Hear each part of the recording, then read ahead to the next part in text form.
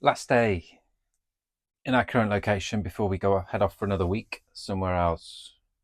Before heading back to the UK with mixed emotions, be great to see people and sort visas. But yeah, it's been a feels like we've been here for a long time, like in a good way.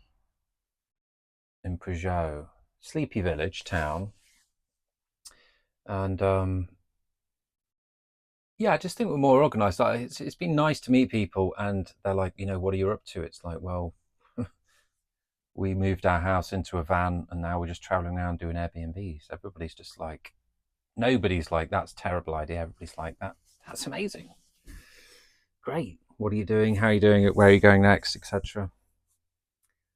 And yeah, we met. I mentioned when we got here, we reversed the van up this very tight street, and there was another couple, older couple, loading up a van that live across the way from where we are, Philip and Adit, and they were just about to head off to Ireland. And I was just like, oh, that's a real shame because they were going for the month, and they just seemed really nice. Like it was like I was like, oh, that's a shame. It would be cool to hang out. But they came back last night, and I was like, well, we're going on Sunday morning, so it'd be cool to hang out. So we've just hung out for a couple of hours, and they've told us about their trip in Ireland. They brought the map out. They bought a toy around Vivito. They bought some local sweet wine from that's produced near in a mountain near here, and yeah, it was just they're like 60 odd, and but just really nice and just really normal, and just yeah. So we've exchanged details, and it's just been nice to just meet some people. I think the bakers here that we've met, they've just started up, so it was nice for them to meet Emily and talk to other people in that industry because they work really hard, and it is a really hard business, a really hard job.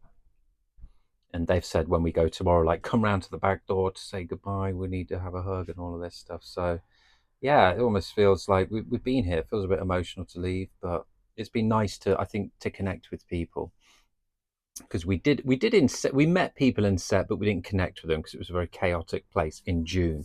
That was the first place we went when we left the UK, and then in July we were near Levegan, but we were in a valley in a very remote spot. You couldn't you on a, it was you couldn't just walk out. So this place, we really wanted this place to be a place where we could walk out, that it wasn't too crazy, but there was things going on, and I think we hit that. So it's been nice to walk out, or Emily walk out, or I walk out with Vito, go to the park, and yeah, not that we felt cooped up, because it's like we just needed to just be, and in that valley it was very nice. So this has really been yeah, we've had the contrast of the busy set city, lots going on, crazy parking, dog poo everywhere, very busy people, and we met some people, but yeah, it was very fleeting. It sensed, and then we went to the amazing valley where that was almost like the retreat, but near Levegan and near a few other cool places to go and visit with good markets and gain stability. And here it feels like we've, after that stability, we've kind of coming out now and meeting people. I've met the neighbour, Emily's talked to the bake. I've met the neighbour and these neighbours, and just yeah, just been interacting with some people. So it feels like we're getting back. Work's going okay, but it's I want this to come from the best place, and I think we just needed these 3 months to really get back. Not that I haven't worked, well, I've been working and doing a lot, but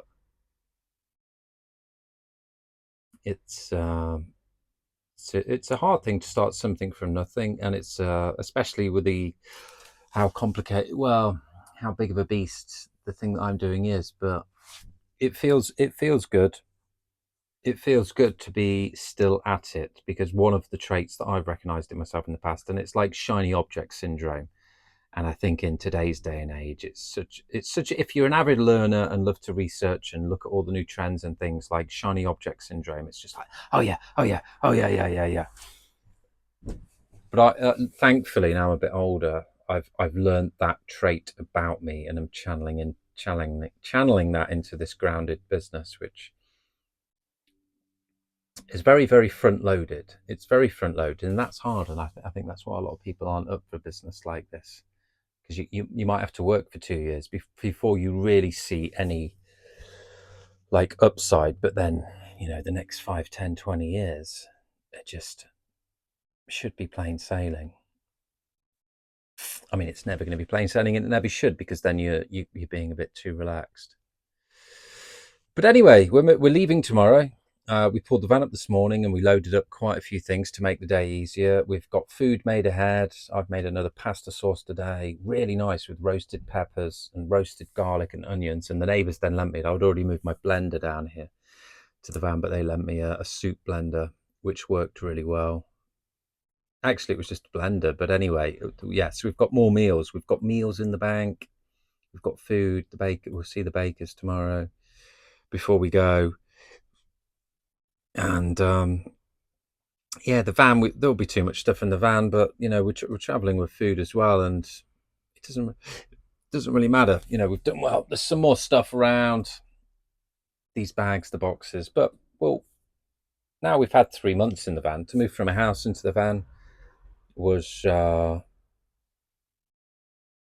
quite the experience, because we had to have a few rounds of shilling belongings and like getting rid of things, because we were just like, they have to fit in these boxes. But we've already got rid of a few more boxes, and I think we'll get rid of a few more. And I actually want to maybe remodel the van and do it really properly this time, because we only had 4.5 weeks to do this. But anyway, daily videos. Michael Todd here, nonconformity company, starting 100 startups in a year. Bad internet issues, so I haven't really been able to bring my laptop and plan out videos. I've been naming them mostly blah blah, because it's yeah, hard making a daily video, coming up with the topic and the thumbnails. But we're just experimenting out loud, building in reverse, and want to inspire as many people out there to do that as well, because life is just a constant experiment. And if you get too comfortable, you're not moving forward enough. And if you're not happy and nothing's happening, it means you're not pushing yourself enough. So it's a sort of balance between those. So yeah, pasta dinner, early night, off tomorrow. And yeah, I'm gonna in the bakery in Levigan, these amazing pomponettes, which I detailed the story of, where they it came about because it's like a bun, soft white bun that's just delicious, but it's got olive oil in it, which adds to the texture. And it came about with the olive oil producers having all this really viscous olive oil at the bottom of the barrels. So then they use flour from the local bakers to pull it out, and then the local bakers were like, well, let's try and make this into something. Hence these pomponettes. These guys call them pomponettes. I was like, we've got to take these back to the UK, Emily. She was like, well, they won't give away the recipe. I was like, well, why don't you ask them? She's like, I don't think I want to ask them. I was like, well, I'm going to ask them. I'll ask them. And we agreed that, like, these people that are like, oh, it's a secret recipe. It's like, go to hell, mate. Recipes should be shared. Share the love, share the wealth, share the information. So hope you're all well. We're continuing with life, with business, with work, with health, with food, with sun, with traveling, with family, meeting people, exchanging details, exchanging stories. Yeah, it's just good to be out there living. Hurrah.